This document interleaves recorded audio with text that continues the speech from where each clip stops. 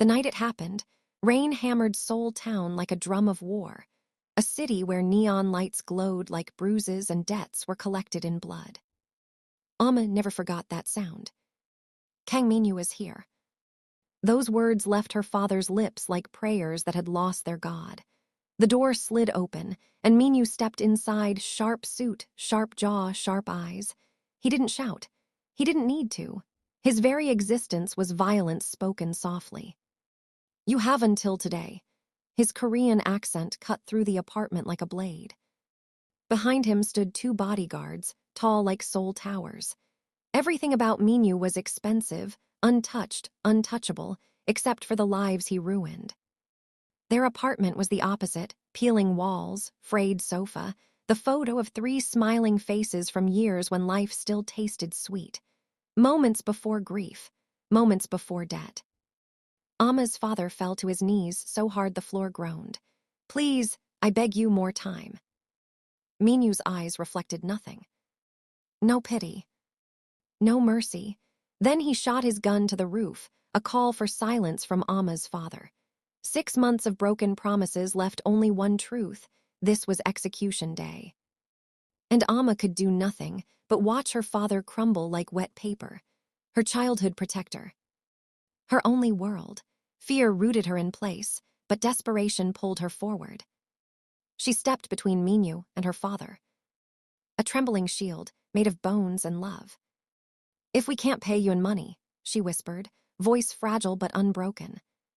Then take something else. Take me, my body, my world, my life, just spare him. For the first time, Minyu looked at her, not like prey but like possibility. You think offering yourself changes anything? Her hands trembled, but her voice didn't. You said you wanted payment. I'm what's left. For a moment, he looked away, jaw tight, breath unsteady as though fighting something unseen. This is beneath you, he said sharply. Leave. No. The words shook the room. She took one step closer, fear in every heartbeat, but love giving her strength. I will not walk out of here and let you kill my father. A beat of silence. She closed her eyes, bracing for rejection or death. Instead, Minho exhaled, long and harsh. Thunder swallowed the silence. You would give up your future, he asked quietly, to save your father. Nala swallowed, throat tight. Yes. His gaze burned through her, calculating, dangerous, unreadable. Then marry me. Amma blinked, sure she misheard. What?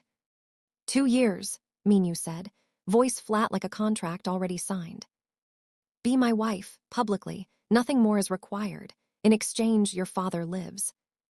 It didn't feel like a proposal. It felt like a sentence, an order. Her heart was a storm, fear and anger. She thought of running. She thought of screaming. She thought of her father dying with her name on his lips. But she spoke the only truth she had left. I accept.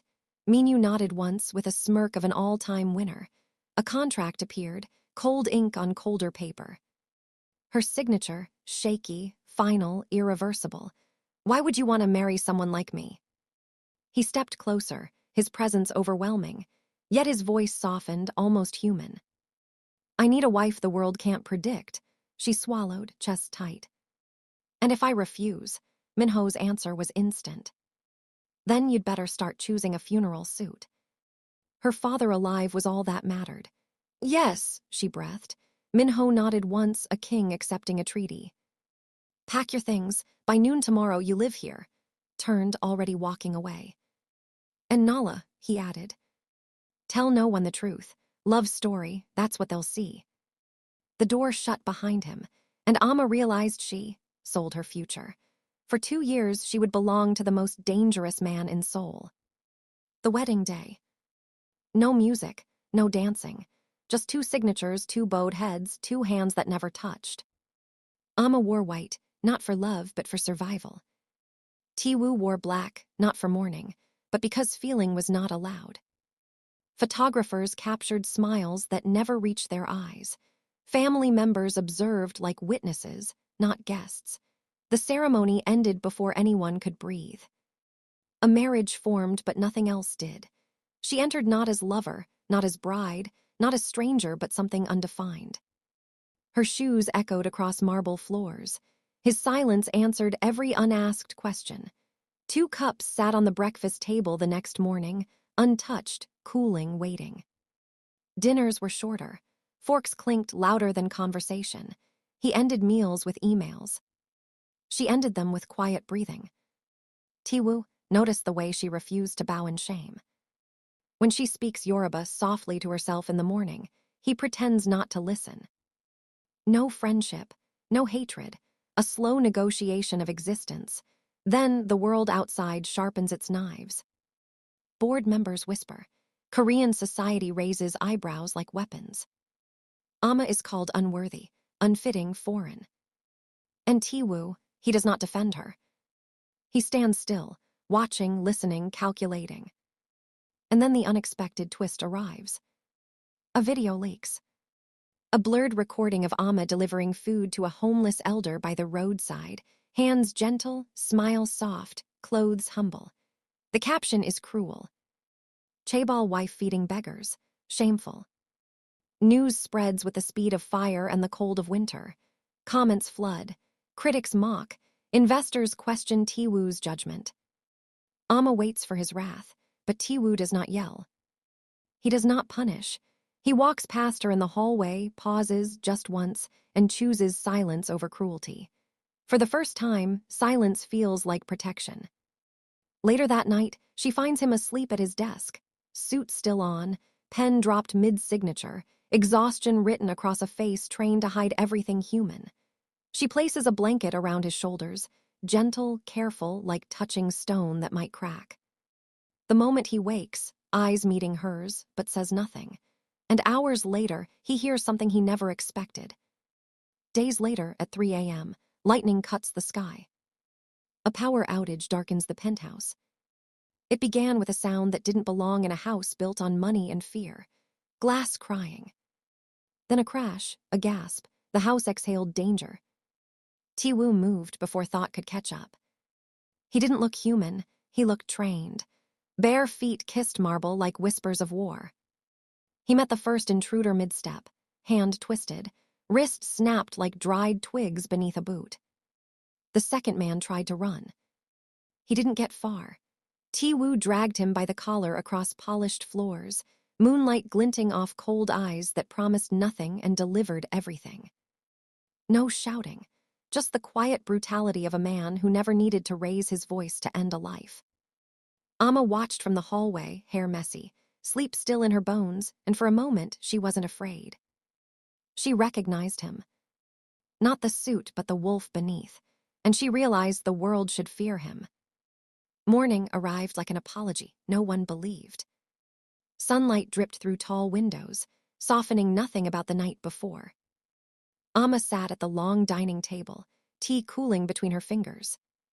Her voice was steady, but it carried weight like the final note of a hymn. I want to go back to work. Tiwoo lifted his gaze slowly, like dragging eyes across an invisible battlefield. There is no need. Maybe not, but I need to breathe outside these walls. Silence stretched, not empty, but tight like violin strings just before they snap. He nodded once. She walked out with a spine made of something stronger than fear, and that was the day the city stole her. At night, rain hammered the pavement like fists demanding entry. Amma's scrubs clung to her skin, streets glowing with neon that turned puddles into slices of electric color. She didn't sense danger, she felt it. The way air changes before lightning strikes. A van door slid open, silent, efficient. Hands too many, too strong, a cloth against her mouth. A world fatting to black, with the taste of chemicals and betrayal. Her badge fell into a puddle, a tiny, drowning truth. She vanished into the city's throat, swallowed whole. Not because she was weak, because she was leverage. The news reached him like a blade, soft in voice, sharp in meaning. Amma missing. His jaw tightened just enough for everyone in the room to freeze. One blink, slow, lethal, and every member of his father's syndicate understood. This was not a wife lost. This was a line crossed. If he searched too loudly, he confessed attachment. If he stayed silent, he risked losing her forever. The world waited, on knees it didn't know it had. Because if Tiwoo moves, Seoul will bleed. Will he burn the city to ashes for a woman he isn't supposed to care about, or will he walk away and prove he never did?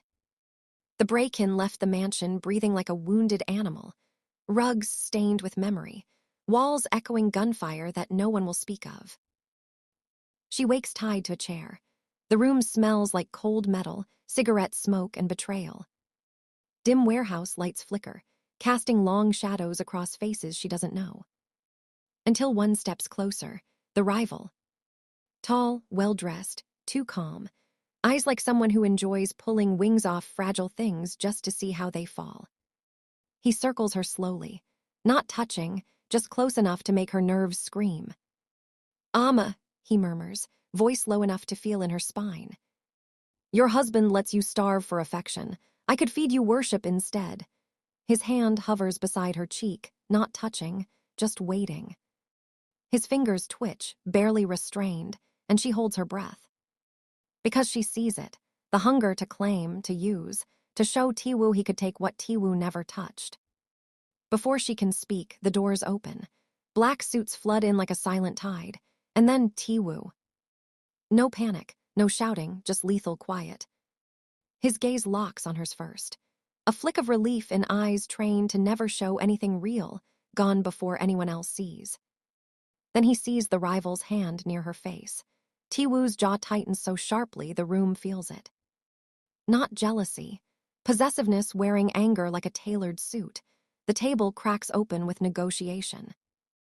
A long wooden desk sits between the two men like a battlefield carved from oak. The rival leans back in his chair, all smug calm. "Your wife for your family's biggest club," he says simply. "You lose it or you lose her." Ama's breath freezes. The club is the asterisk heart of the Mafia empire. Revenue, power, respect, all in one night's gamble. But Tiwoo doesn't flinch. He signs without a pause. Ink hits paper like sacrifice. The rival smiles, too satisfied. But then he turns back to Ama. His fingers graze her jaw this time. Slow, lingering, claiming space Tiwoo never allowed anyone to cross. Not inappropriate, just intimate enough to burn. "You deserve a man who'll touch you like you matter," he whispers. "I could love you loud, stand beside you publicly, give you a name worth screaming." Ama's pulse stutters. Because no one, not even her husband, ever spoke of her like thunder. Across the table, Tiwoo's fist curls so tight blood beads at his knuckles. A muscle jumps in his jaw, the only sign he's one heartbeat away from killing a room. The rival laughs softly. "Look at your husband, Ama. He gave up an empire for you, but can he give you tenderness?" She looks at Tiwoo. Unreadable, he saved her. He never holds her. The rival offers desire like a gift, but she sees calculation behind the charm. No one in this room is safe to love. The choice stands like a blade. The husband who sacrifices quietly or the rival who promises loudly. And Ama cannot breathe, because for the first time she realizes she is power. Not property, a woman two kings could burn a city for. The ride down the elevator felt endless. Ama walked beside Tiwoo in silence, not held, just two silhouettes separated by air thick enough to swallow words. He did not look at her. He did not look at anyone. But Ama's mind would not stop moving. Did he sign for me? Did he give away the empire's heart because I mattered, or because he was planning something I couldn't see? She replayed the way his jaw flexed when the rival touched her, the way blood lined his knuckles from fists clenched too long. And yet he never reached for her.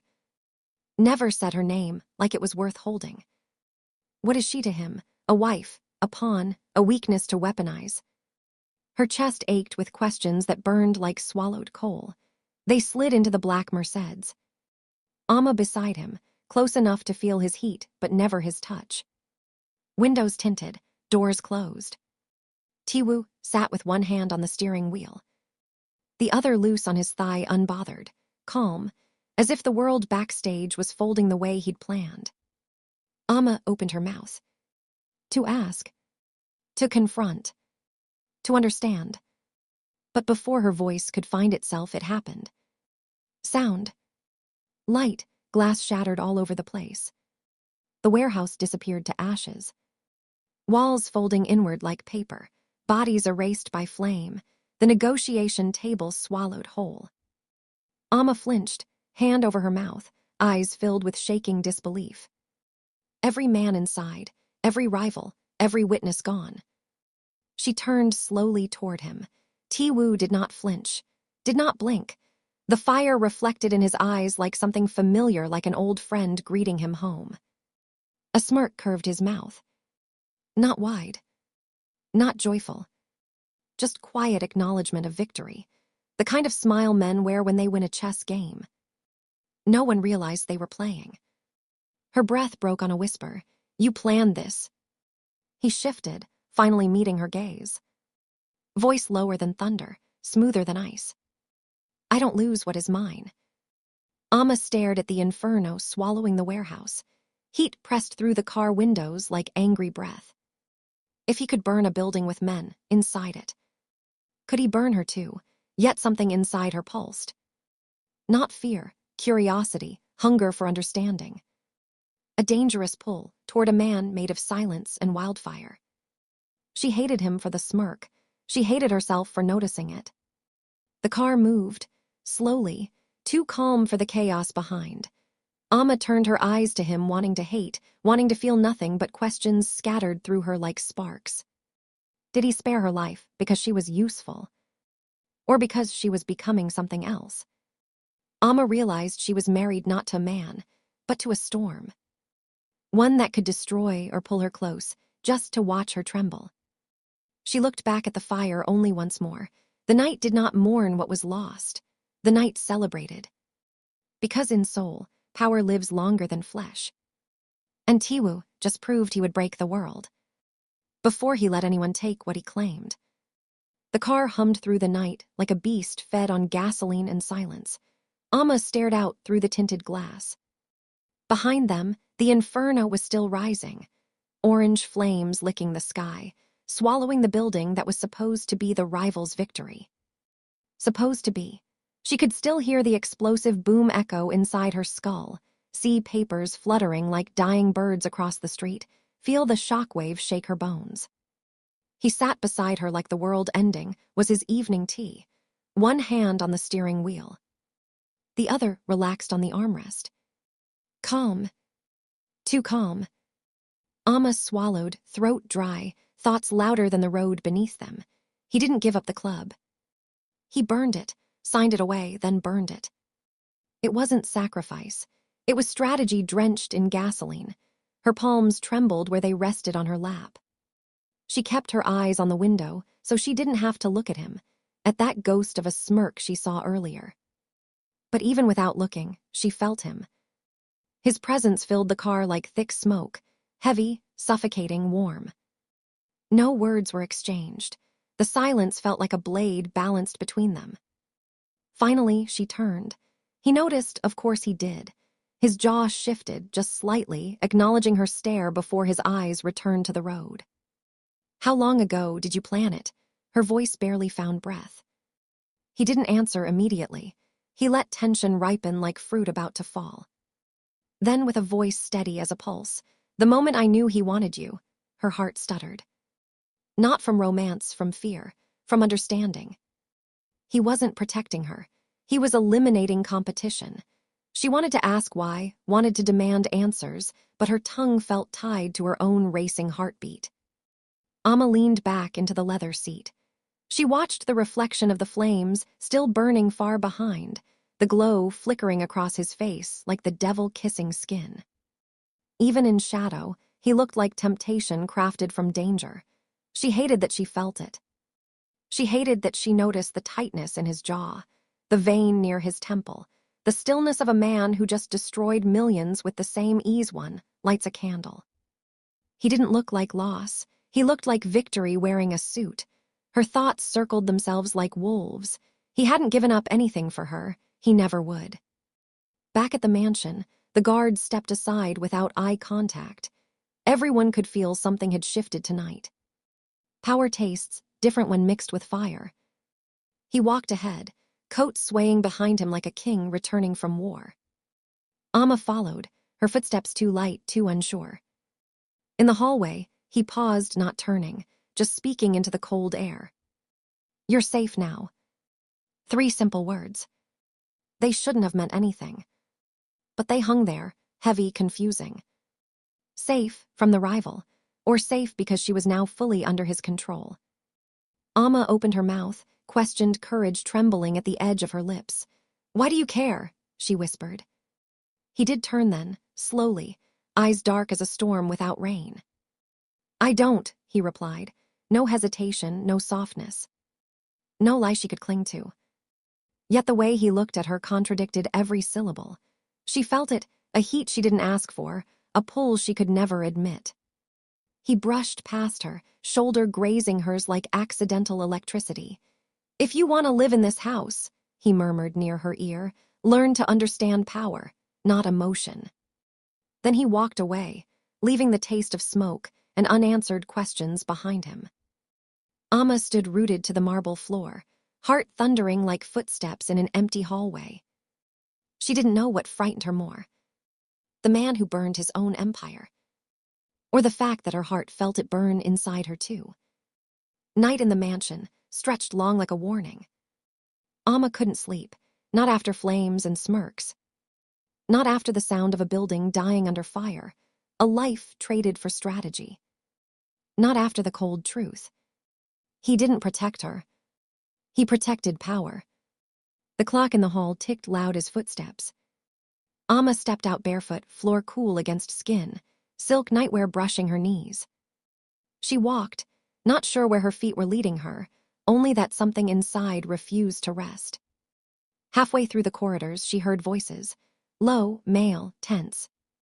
Coming from one of the deep rooms, where the air always smelled faintly of cigar smoke. She hesitated, but curiosity was louder than caution. Amma moved closer, slow, silent. Through a barely open door, she saw shadows. His men, the inner circle, the ones who never smiled. And at the head of the table him, Tiwoo. Still dressed in the soot-scented suit from the explosion. Tie loosened, hair slightly undone, but his posture was steel. A younger guard slammed papers on the table. What kind of man burns his own legacy? He didn't shout, but his voice shook. Another answered for him, voice rough like gravel. A man who would rather turn his empire to ash than let another own a piece of it. His voice was quiet, more dangerous because of it. Amma's breath caught. This was truth she wasn't meant to hear. Tiwoo leaned back in his chair, eyes hooded, unreadable. A ripple of silence, respect wrapped in fear. Amma's fingers gripped the doorframe. Then one of the men caught her. And the wife's. Every muscle in her body froze.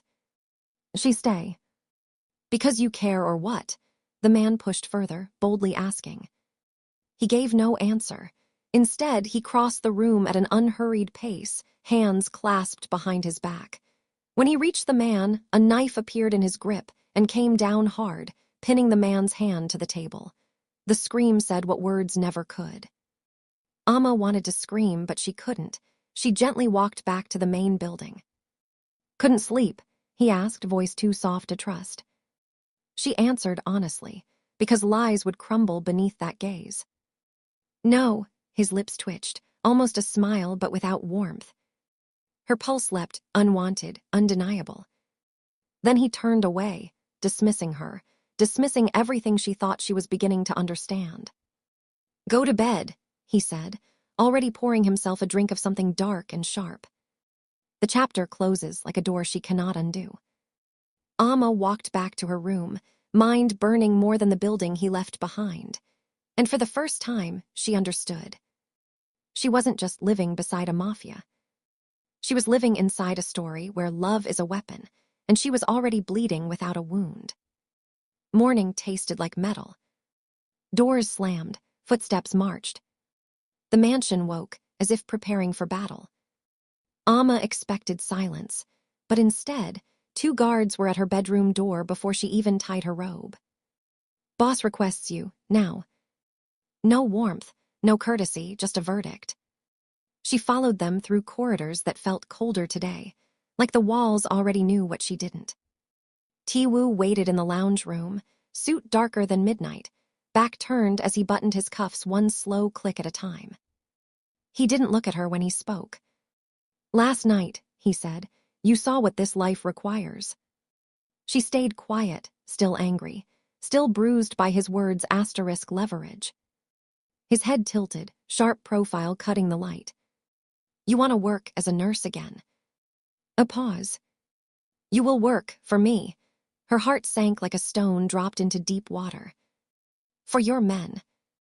"For my family," he corrected, voice cool, final. "You will treat every injury, every bullet, every broken bone." Amma stepped forward, voice low, trembling with restrained fire. "That wasn't our agreement. I signed up to be your wife, not your medic." He finally turned. His eyes held no apology. "You signed up to pay a debt." "And when does your payment end?" she fired back. He walked closer, too close. Shadows clung to him like second skin. "When you stop being useful." Her breath hitched, but she didn't look away. "I'm not your slave, Tiwoo." Something in his expression stirred, not anger, something more dangerous. He held up his phone. On the screen, a video. Her father, entering this mansion days ago. Smiling, bowing, desperate. Amma's knees weakened. "No," she whispered, voice thinning. "Leave him out of this. Please, I'll do anything." He lowered the phone, gaze steady. "This is anything." She sank to her knees, not out of obedience, but to stop her legs from collapsing. He watched her, unreadable, unblinking. "Get up," he finally said, soft but not gentle. "I don't need your surrender. I need your skill." The day had barely begun when war arrived at their gates. Shots cracked through the morning like broken glass. Men ran, guns fired, cars skidded. The mansion became a battlefield. And in the chaos, Amma saw him fall. For the first time, not invincible, not untouchable, just a man bleeding into his own shadows. She ran to him without thinking. "Tiwoo, look at me, stay awake." His eyes fluttered, breath sharp and shallow. A bullet lodged deep in his side, bleeding too much, too fast. Her hands shook, but training took over. "Hold pressure," she ordered 2 guards. "Bring gauze, saline now." They hesitated. "She's the boss's wife," one muttered. Amma snapped. "I'm the only reason he's not dead already. Move." Blood soaked her palms, warm, frighteningly human. He watched her through half-lidded eyes, the same man who called her leverage only hours ago. Now vulnerable beneath her shaking hands. Her voice cracked, not soft, not romantic, but real. "Don't you dare sleep. You don't get to destroy the world and die before explaining why." His breath hitched, a ghost of a laugh or pain, she couldn't tell. Her hands stitched, cleaned, pressed, fought for his life like it was the only thing anchoring hers. Hours later, pale, bandaged alive, he whispered through dryness. "Why did you save me?" Her throat tightened. "You think I wanted to care." Her voice thin, breaking in places she couldn't hold together. "You think saving you makes me loyal. No, you're still cruel, still cold, still." His hand found her wrist, weak, trembling but deliberate. Not possession. Not command. Contact. For the first time. His voice was barely air. "And yet you stayed." Amma froze, because she didn't know how to answer that. He didn't smile. Didn't soften. He just looked at her, truly looked, like the woman in front of him was no longer leverage, but consequence. Outside, the war was waiting to resume. But inside that room, between pain and breathing, something shifted. Not love. Not peace. Just 2 broken people, one bleeding, one shaking, tied together by choices neither could undo. And somewhere deep beneath loyalty and threat, a spark they both tried not to feel. Refused to die. Night after night, she replayed the meeting, the gunshots, the fire, the way he bled in her hands. somewhere under all his cruelty. A piece of him had cracked. She could feel it like a bruise under her ribs. But if it was real or imagined, she didn't know. And then came the morning. The house was quiet, too quiet. Amma moved through the hallway softly, feet against marble like echoes of thought. When she reached the doorway to his room, she stopped.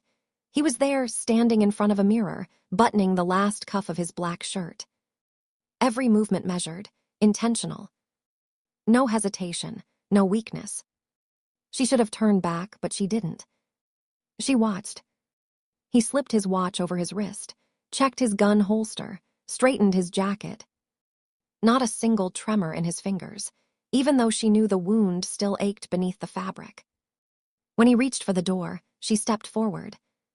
One quiet step, another, until her shadow touched his. "You're not healed," she said, voice calm but breath unsteady. He didn't turn immediately, just paused. A single beat. Then his head shifted slightly, enough for her to see the edge of his profile, sharp like cut glass. "My health is not your concern," he answered. She moved closer, slow, deliberate, closing the space inch by inch. "It became mine the moment I kept you alive." Silence. His hand remained on the door handle. His jaw tensed, barely, but she saw it. "You shouldn't question my decisions.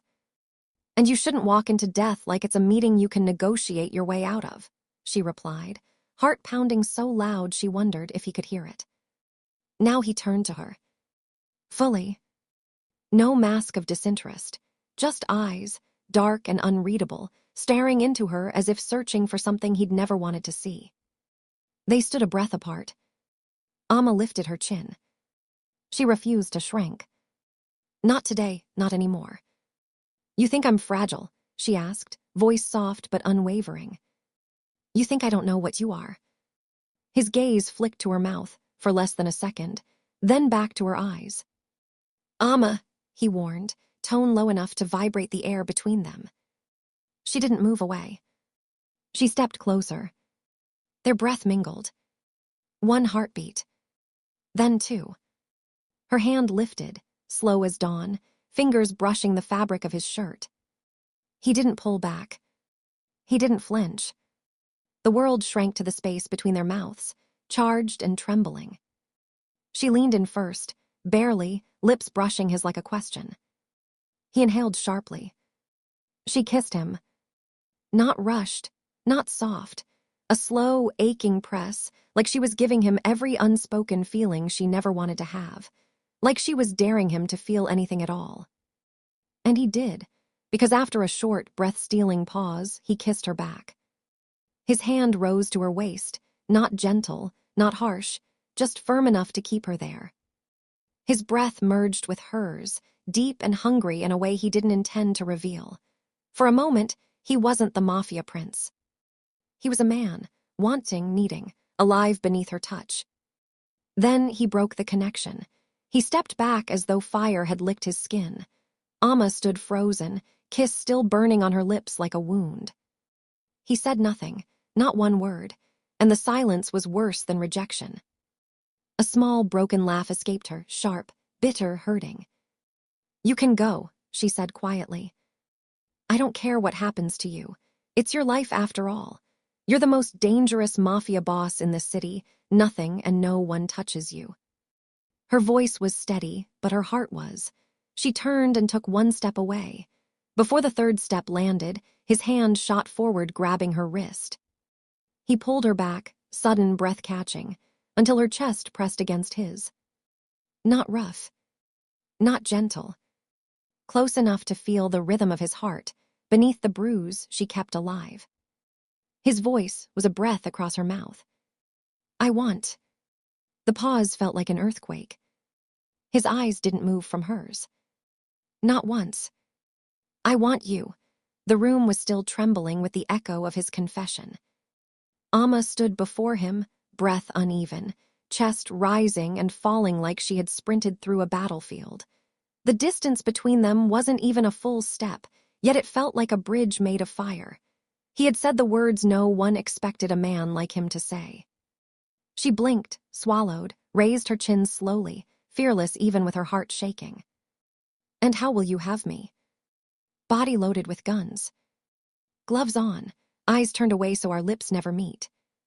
He flinched, just enough to see. Amma stepped closer, deliberately, like each movement was a choice she refused to regret. "If you want me, you'll have me without your title, not as the mafia king they fear. I will be with you only as a man, or not at all." Silence fell, heavy, dense, thick enough to breathe in. It was the first time. He didn't know how to respond. He stepped forward, slowly, like approaching something dangerously fragile. Their breaths mingled. His voice, when it came, was low, honest, stripped bare. "Do you know what it means to admit I love you? Do you know the danger that puts you in? I have killed for less. The world will come for you harder now." A pause. Bare, raw. "But I do. I love you, Amma. Not as a mafia, not as a monster, as a man." She lifted her hand, slowly, deliberately, her fingertips grazing the sharp line of his jaw, then settling lightly on his cheek. The touch was feather-soft, yet it carried the weight of everything they'd never said aloud. His eyes fluttered shut for a single heartbeat, a quiet surrender. A low exhale escaped him, as if her skin against his had cracked open a door he'd kept bolted for years. Then he moved, not with the brutal force she'd seen him wield in boardrooms and back alleys. No, this was different. He drew her in like a man who'd spent a lifetime guarding emptiness and had finally found something worth protecting. His hands framed her face, thumbs brushing her cheekbones, and their foreheads met, warm skin to warm skin, breaths mingling in the small space between them. He lifted her effortlessly, her back meeting the cool wall with a soft thud as his mouth found hers again, deeper this time, hungrier, but still reverent. Each kiss felt like a promise. "I see you. I want you. I'm not letting go." Step by careful step, he carried her to the bed, lowering her onto the sheets as though she were something priceless. Moonlight spilled through the half-open curtains, painting silver across his skin as he peeled off his shirt. The ink on his chest and arms told stories of violence and loyalty, scars hidden beneath swirling lines of black, marks of the life he'd led as the untouchable mafia boss. But here, in this room, the tattoos weren't warnings. They were just part of him. The man standing before her, shoulders broad and strong, chest rising with uneven breaths, eyes dark with need and something softer, something vulnerable. His fingers, those hands that could end a man without hesitation, now trembled as they traced down her thighs. Over the curve of her hips, sliding up to her waist with deliberate tenderness. Every touch asked permission, every pause waited for her answer. She gave it freely. Her hands moved to the buttons of his trousers, fingers steady where his had shaken. She undid them slowly, deliberately, meeting his gaze the entire time. This wasn't surrender to power or fear or obligation. This was her choosing him, not the boss, not the legend, not the danger. Just the man she'd grown to love, raw and real and finally, undeniably hers. When the last barrier fell away, they came together, not as ruler and subject, but as equals who had fought their way through blood and shadows to earn this moment. Skin to skin, heart to heart. Finally free. The world seemed to exhale. Amma felt tears press hot behind her eyes, not weakness, but release. For so long she wondered if she was invisible to him, if she was only a trade, a debt, a pawn. Now he was the one trembling. She lifted her hand, slowly, fingertips brushing his cheek. He closed his eyes, just once, like her touch unlocked something in him. And then he pulled her in. Not violently. Not like possession. But like a man who finally realized he had something to lose. Their foreheads touched. No kiss yet, the tension was louder than it. Outside, the city still burned. Enemies still plotted. Bullets and betrayal waited at their door. Love didn't erase war. It only made the battlefield personal. He whispered, voice roughened with vulnerability he never allowed anyone to witness. "From today, I choose you. And God help anyone who tries to take you from me."